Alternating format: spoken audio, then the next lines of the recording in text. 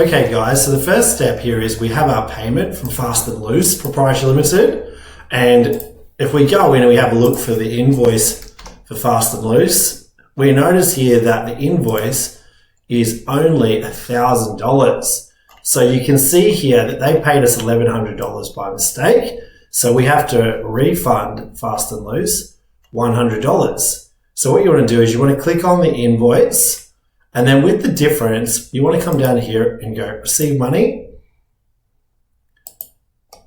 And then swap this here to overpayment.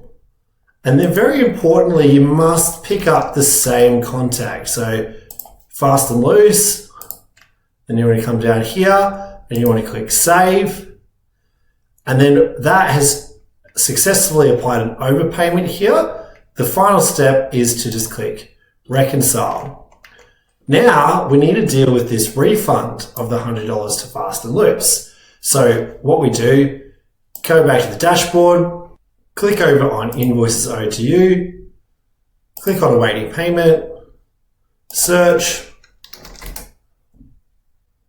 Fast and Loose, click on Fast and Loose Overpayment. Now you want to work out what day this was refunded back. So let's go back in and check. Okay, so on the 17th of March, we refunded $100. So click on 17th of March, select the correct bank account. You can just write here, refund of overpayment, add refund. Then you want to go back into the bank feed, refresh this, and then click OK. And there you have it, guys. That's how you apply an overpayment and then subsequently process the refund. Hope this was helpful.